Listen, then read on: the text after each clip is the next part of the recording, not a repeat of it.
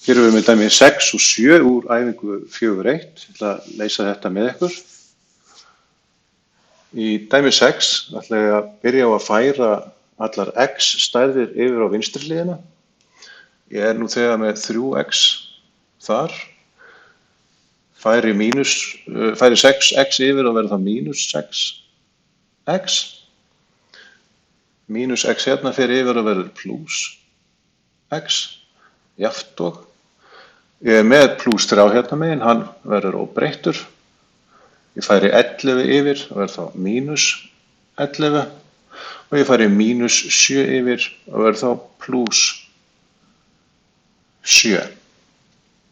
Og þá ætla ég að einfalda. 3x mínus 6x plus x eru mínus 2x. Jafnt og þetta er með 3 mínus 11 plus 7. Það myndi gefa mér mínus 1. Og ég einfalda það x-ið, skil það eftir hérna. Ég ætla að taka þennan mínus fyrst úr margföldun og færa hann yfir á hægri hliðina sem deilingastærð. Þá lítur þetta svona út. Og mínustala deilt með mínustölu gefur okkur útkomu sem verður í plus, þannig að x-ið hér er það bara jafnt og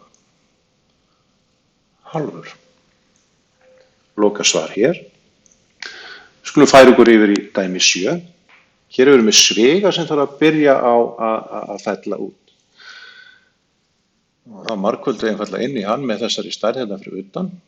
Og fáum þá að ég með 2x plus 4 plus x mínus 2 jafnt og 1 plus 3x. Það var allir svigar farnir og þá ætla ég að færa x stærðirnar yfir á vinstri hliðina. Ég er nú þegar með 2 þannig á vinstri hliðinni, það er sem 2x og plus x. Færi þessa yfir.